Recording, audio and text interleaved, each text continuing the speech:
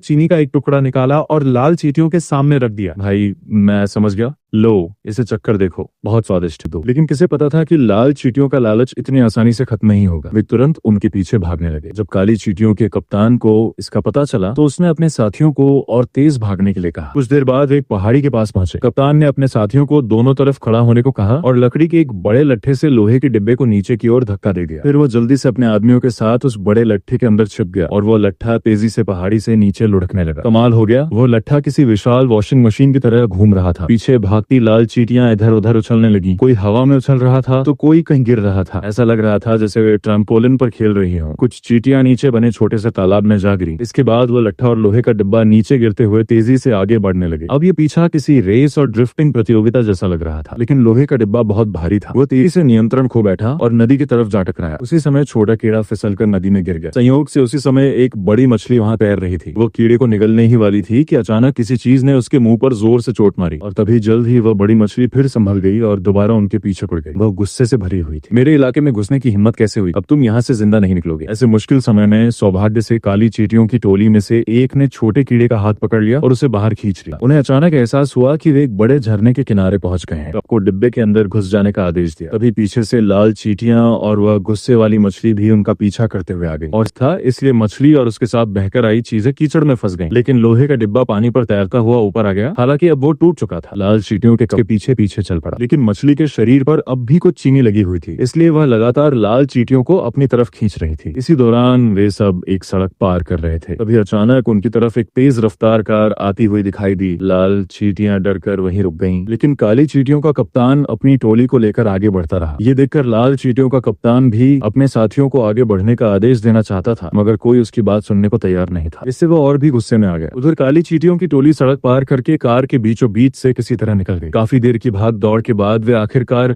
अपनी बस्ती में वापस पहुंच गए। जब काली चींटियों की टोली सुरक्षित अपने घर लौट आई तो छोटा गिरगिट वहां से जाने की सोचने लगा, लेकिन काली टोली के कप्तान ने उसे रुकने के लिए कहा और बोला कि वह यहीं रहे, पढ़ाई करे और उनके साथ रहे। कप्तान का व्यवहार इतना अच्छा था कि गिरगिट को लगा मानो ये सब उसके अपने ही लोग हों, इसलिए वो उनके साथ उनके किले के अंदर चला गया। काली टोली का नेता एक बहुत बड़ी और ताकतवर चींटी था। उसने गिरगिट के लिए रहने की अच्छी व्यवस्था की, उसका बिस्तर लगाया और उसके सामने खाने पीने की चीजें रख दी ताकि वह आराम से रह सके।